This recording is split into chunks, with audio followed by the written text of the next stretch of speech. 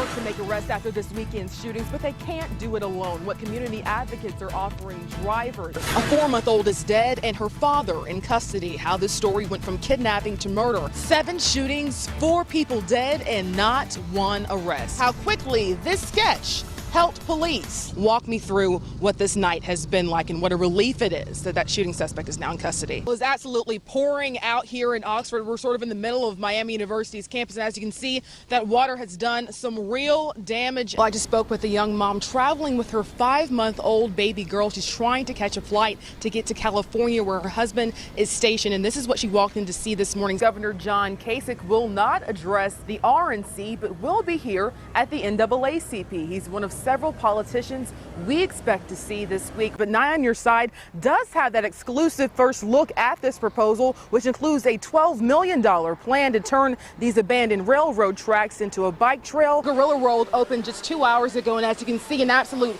packed house behind me here at the Cincinnati Zoo. And over here, those new 42-inch high barriers. Despite the security cameras, a neighborhood Grinch keeps trying to steal little pieces of Christmas from this Middletown family. To show you how much snow has come down just as we've been out here in the past couple of hours or so, take a look at the top of our live truck. We have got a little bit of a dusting here on the ground. You can see it's not too thick, but it's definitely all accumulated here just within the past hour or so. And if you take a look over here, here at the end of Union Hill Road, a memorial has formed. As you can see, it says Justice for the Rodents. And just past here, investigators continue to work and try and figure out exactly what happened in their search for at least one killer.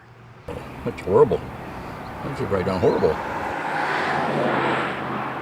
Chaotic, heartbreaking, just emotions, just unexplainable.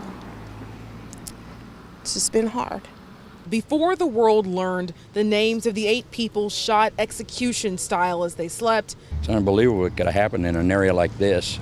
Tessa Swain knew these faces well. Yes. Yeah. I'm an elementary youth leader here. It's why she says Friday's news was as painful as it was shocking. You just want to take their hearts and hold them in your arms because you know they're broken. It's been a decade since they were small enough for her classes, but she remembers Dana Roden's family, Frankie, Hannah, and Chris. They were in my service every Wednesday night. And many a times before Dana started coming, I would go pick them up because they wanted to come to church. A favor that made them close. Hardworking people that loved each other. They were a tight family. They were just good people. I mean, there's no more you could say than they were just really good, hardworking people. Like many others here, she wishes she could make the family's pain stop or find out who did this. What Swain does know is how this community will pull through. By leaning on each other and trusting in the Lord to give us strength. Now, while authorities continue to work towards an arrest, Union Hill Road remains closed to anyone who doesn't live down that street. Reporting in Pike County, Kristen Swilley, 9 on Your Side.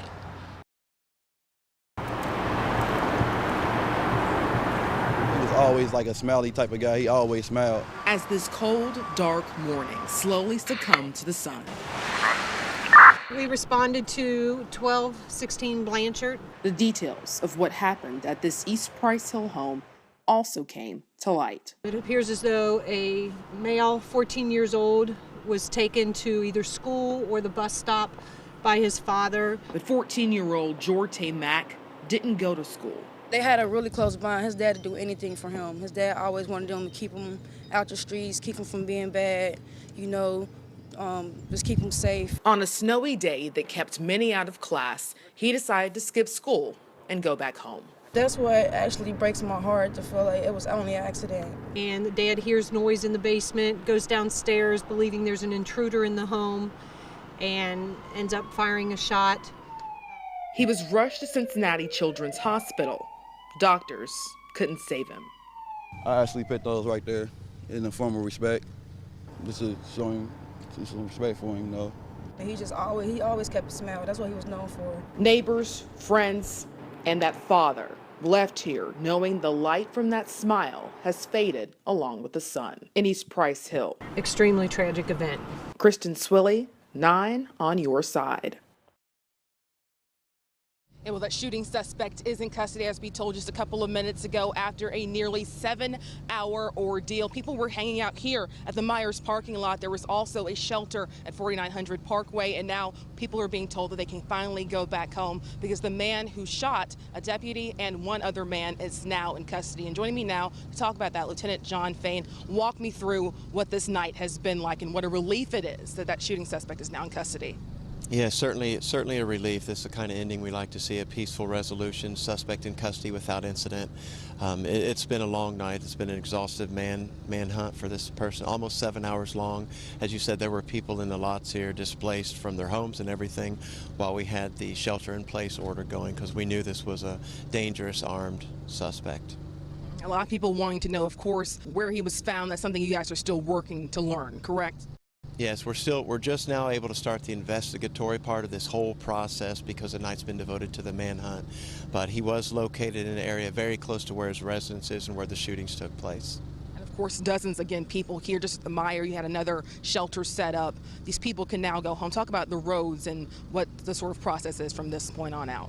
Well, now the process is we're in the process as we speak of opening everything up. So everyone that's out of their homes is able to return now. The shelter that we had at our Deerfield Township post, they're able to leave from there and go back home. And then, of course, all the people waking up, getting ready to start their normal daily routines and to go to work and whatever it is, they're also able to freely move now. All right, and we expect an update on charges later on this morning, what he could possibly be facing. Yes, our agency should have a press conference sometime around mid-morning at the Sheriff's Office headquarters in Lebanon.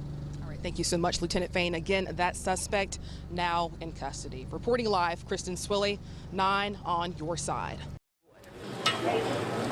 At Betta's Italian Oven, you can find wood-fired pizza and a passion that burns brightly within Will DeLuca. The lasagna is homemade from scratch. The bed is super sub. Love for food, for his heritage. Most of my family's over there. I have many aunts and uncles, lots of cousins. And love for Italy. When you hear the stories of Romeo and Juliet, the medieval feel, the life that was back then, that's what it is. Where his relatives called this home. Our hometown called Pietramalata, literally translated, means the rock that moves. So when he heard about the 6.2 magnitude earthquake that rocked nearby towns, I was in the middle of the night, my phone just started going off like crazy. Panic quickly set in. 12:36 in the morning is when it started. The concern among cousins in Italy for family living in Rome unfolding in this group message. I'm trying to reach Lelio. Lelio's my younger cousin, who he and his mom and dad live right in that proper area and could not reach them. And then finally, everyone's really frightened here for them. And then finally he checks in and says, hey, we were sleeping. Relief he knows not every family who woke up to the news received. For this to happen in the middle of the night while they're asleep, no warning, no nothing. And while DeLuca reflects on what he has, it's hard not to long for what's gone. And to lose that, in a matter of minutes, it's a shame. In Norwood, Kristen Swilley, 9 on your side. Most of the odor complaints are concentrated right here in Northside, but it's happening all over. And today there's still no definitive answer to what's behind that bad smell. Saying it's asphalt, I don't think anybody would buy that. Northside neighbors have their own theories. Asphalt, some kind of chemical, even cat urine. It made you want to stay inside. Hamilton County Environmental Services investigated when neighbors complained about 3 hours after they first got a whiff. The only thing while we were out there, the only thing we detected was the asphalt odor. Did it smell at all like asphalt to you?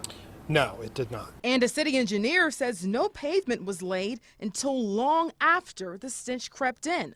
So what was it? As soon as I opened the door, there's this really noxious, really chemically acrid smell. David Schwinn doesn't know, but says it's literally enough to make you sick. My daughter woke up in the middle of the night having thrown up. And she woke me up and told me that she had thrown up, but she never does. Melissa English with Ohio Citizen Action says it's always worth reporting, even if asphalt is the only problem. There are many chemical constituents in asphalt that are not good for humans, so that is worth complaining about in and of itself. Northside neighbors are just hoping to clear the air. How do we know that it was a one-time thing? Right now, representatives with the Hamilton County Environmental Services say they don't have any plans to revisit these neighborhoods. But if you have an odor complaint, you're urged to give their 24-hour-a-day hotline a call. Reporting in Northside, Kristen Swilley, 9 on your side.